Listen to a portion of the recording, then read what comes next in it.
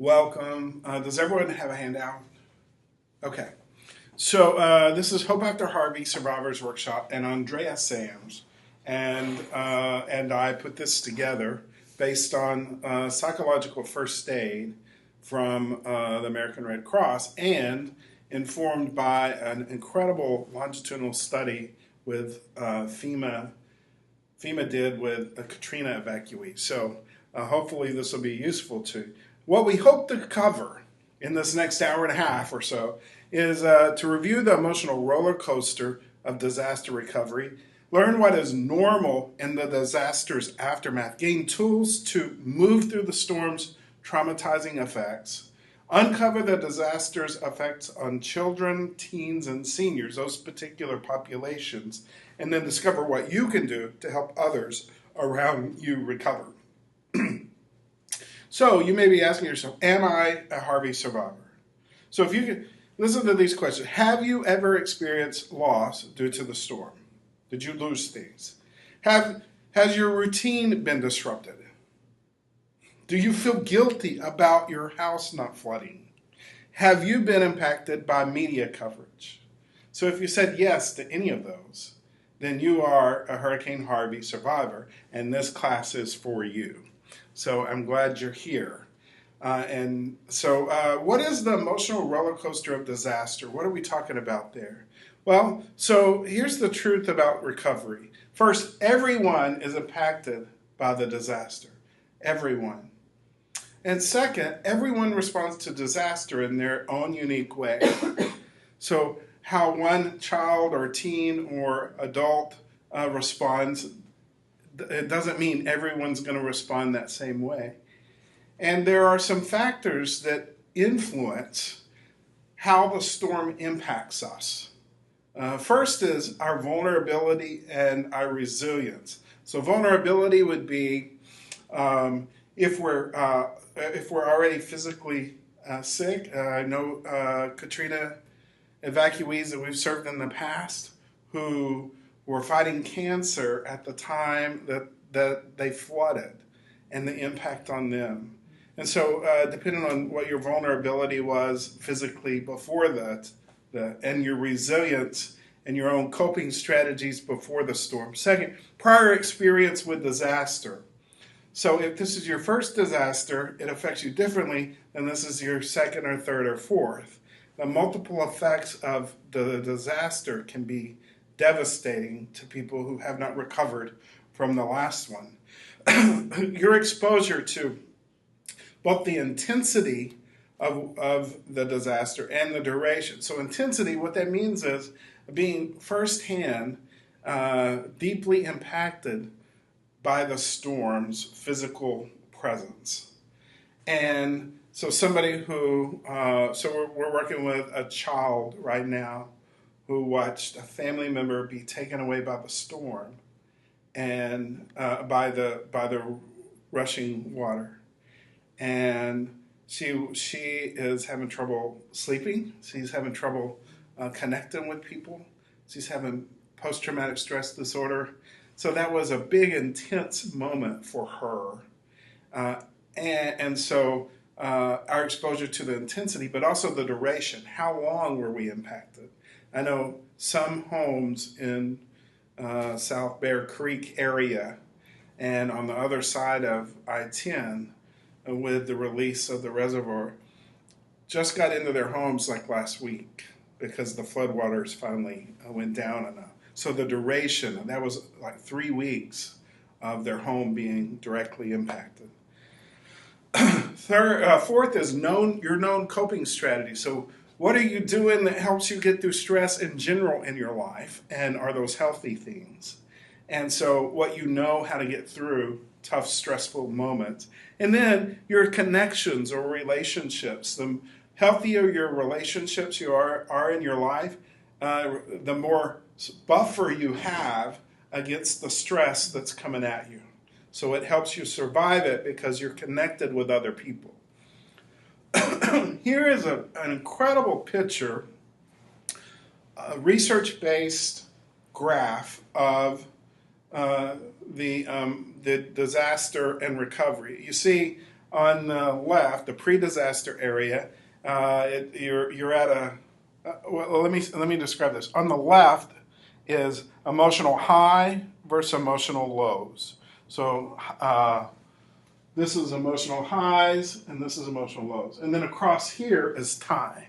So you start off about normal, but then as you hear the weather forecasts, things become more dicey for you and more stressful. Then whenever it impacts, there's a little bit of a dip, but there's an adrenaline rush, and there's this call to action to get through it. And so you have this emotional high as rescuers come online and people take action, and you have immediate need and somebody's able to answer it, and it starts feeling good. And it gets to a point of a honeymoon place when people start assessing the real damage, and there's a significant drop in our emotions. There's depression starts to come in, and sadness. And there's a series of ups and downs through that, what we call triggering events. So we had rain last week, and it stuck around all day. And that, for people who have been through a long intensity or duration, may have been very triggering for them about it. And then people who have shown up and stood in front of the cameras and said, "We're going to help you. We're going to take care of you." And, organizations and government, and some of these things, whenever we're finding out, the website's been down for 2 weeks. You can't apply right now, or whatever. These are also triggering events that kind of dive us down and have little ups and downs. You notice that this, through this line, the side of this line is 1 year. And they say somewhere between 2 and 6 years is pretty common in the recovery on the emotional side of a storm. We have triggers like anniversaries. So this time next year, anytime there's 2 or 3 days of rain in a row, and people who were significantly impacted by an intense event, it can be anything that was directly connected to what they saw, what they smelled, what they were feeling at the time that it happened, can be a trigger for them that'll send them back down. And then there's some setbacks and some moving forward after the first year till we get to a point where we begin to really get prepared for any storm that might come again. So that's the emotional roller coaster. So I have a question for you. In the storm, what are some common losses? Here are some. So a loss of a family member, a friend, or a coworker. Sometimes we experience loss of our house, our auto, our personal possessions. A lady was sitting in here 2 weeks ago when I did this the first time, and she lived right along Cypress Wood here. And her piece of furniture that her grandmother passed down, her great-grandmother passed to her grandmother, that passed to her mom that was sitting in her house, they flooded quickly, and it's gone. And it's what it meant to her, and her not being able to give it to her daughter and her daughter's children, that's really impacted her. Loss of employment or education. There are many companies who can't open up, or maybe it's, I think about Kroger, that's been down for too long, just along right there along 249 and others. It may take a while, months, before they're up and running. And those employees, while they've tried to figure out where else they could work, some are just unemployed during this time. A loss of neighborhood, friends, church. Somebody who didn't get flooded, and 3 houses down, everyone around them got flooded. And now all of their neighbors and the people that they always used to wave at, but they never knew their names, aren't living there right now. So, and loss of financial stability. We thought we knew where money was going, and now we're not sure, is FEMA going to cover this? Is our insurance going to cover that? Where is the money going to come from? And what does it mean for us and for our security? There are also intangible losses like safety, not feeling like you have any control over what might happen to you. And that's a very disempowering kind of feeling, to be kind of at the whim of others. Some people lose their faith through something like this. So, if God really loved us, he would not have allowed some of these things to happen. And a sense of normalcy. The truth is, all of us who live in the affected areas have a break of normalcy. I used to love Rao's coffee, right? Go eat at Gringo's, Hasta la Pasta. Normalcy is gone, so we have to find a new normal after the storm. So where do you think we are on the roller coaster right now? When you look at it and you've got it in your handouts, take a peek and let me know. Where do you think we are right now?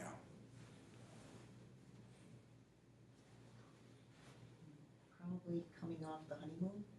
Yeah, so somewhere in this disillusionment category, more and more people are expressing their frustration openly and loudly. There's some finger pointing and blaming of people, both in the flooding and what happened, but also in some of the recovery efforts. So, yeah, I think you're right. Well, so what is normal during a recovery? What might you expect over the next year to 2 or 3? So here are some specifics. First, grief and loss is defined as the normal and natural reaction to any type of loss. It's the conflict of feelings caused by the end of change in a familiar pattern of behavior. So we're used to doing certain things certain ways, and we're in our routine and our habit around that. And whenever that's broken, we experience loss. Certainly, we think about loss mostly when we lose a family member or a friend, when we lose somebody to death. And that is a break in our pattern of interaction in our life. So typical physical reactions to grief and loss include things like numbness, emotionally, where I just don't feel anything, or physically, body aches and pain. We start to take the stress and put it into our body, and our immune system gets weak. There's actually a whole field of study. I'm going to give it to you called, let me see if I can write it. Psychoneuroimmunology. I think that's 2 M's there. Psychoneuroimmunology. So it is the study of what the mind and how the mind affects our brain, and how our brain, the nerve system within us and our brain, affects our immune system. So it's really how stress impacts us. And we've known that since the 70s, that stress impacts heart health conditions and such. And so that's what happens when we deal with stress. Disturbed eating habits, disturbed patterns in our life, disturbed sleeping patterns. And then there's this roller coaster of emotion. I'm really sad. I'm really angry. I'm scared to death. What's going to happen? I'm really mad. And it's just all over the place. And then we feel joy. We're just like, oh, I'm so happy. And then here it goes again. And then accidents and illness. It's interesting to note that in the family systems literature, as far back as the 80s, we were discovering that when a family system is in dysfunction, people in the family are more likely to have accidents and physically hurt themselves, trip and fall, or have accidents driving or whatever. And so our stress level in an abnormal situation it's normal for us to have more accidents for a while. So here's what's interesting. The emotional roller coaster is normal. Now you may feel like, why am I feeling this way? I think I'm going crazy. But the truth is that whenever there's something, when normal people experience abnormal stress, they can look a little abnormal in a normal reaction to it. So here's where I have no warnings of emotional changes, various emotional phases. You might cry, and you might have high energy. You might get really busy, and then you may feel disconnected or anger, so there's no predictability with it. So here are some tools to move you through. How do you cope with what is normal emotional roller coaster reaction to the storm? Here. So the first kind of concept that I want to talk about is that there are a lot of things that affect our recovery, and what you do with those things and strengthening those. So we have a chart in your handouts, and you may want to say whether this is a positive area or a negative area as we go around the recovery center. So our past, well, let's start at the top. Interpersonal relationships. So do we have connections beyond just one person? Are there multiple people in our life that we have relationships with? And are they healthy? Are we in a healthy relationship? So that could be a positive or a negative for you. And if it's negative, it's something that you can grow. Maybe somebody in this room needs to reach out to somebody important in their life that they've gotten disconnected from, just to reestablish that and get relationships going. How you're doing in your occupational and financial responsibilities and accessing help in that as you go. Is that positive or negative? Recreational and leisure activities. Are you doing something fun or enjoyable to you on some kind of regular basis? Even in the storm, even in a shelter, you can find the thing that you used to enjoy and try to find a way to do that. Spiritually, and in any support groups that you're a part of. For me, being connected to God allows me to get through the stressors of life in a better way. He's a source of strength for me. And so is that a positive area or a negative area? And where are your groups support? For me, it's a church. Do you have a community of faith that you're connecting in?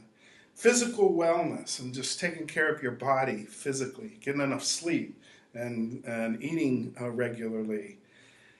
Getting to a doctor if you need to. And watching your emotional and mental wellness. And so if you notice that you're all of a sudden you can't remember things, making sure that you're resting and taking care of yourself. And if it doesn't get better, that you're going to see somebody to get help in that area. Paying attention to your goals. The goals that you had before the storm need to come back online soon. And I was pursuing this goal personally or professionally or academically. I need to get back on that now and start going for that. And then any past addictions or related issues to addictions. I want to invite you to turn your handbook to take the life event scale inventory. The life event scale inventory is just, you just circle anything that you've experienced any time in the past 12 months. And if you've experienced that one thing multiple times, then put multiple circles around it. And I'll give you some time to do that right now.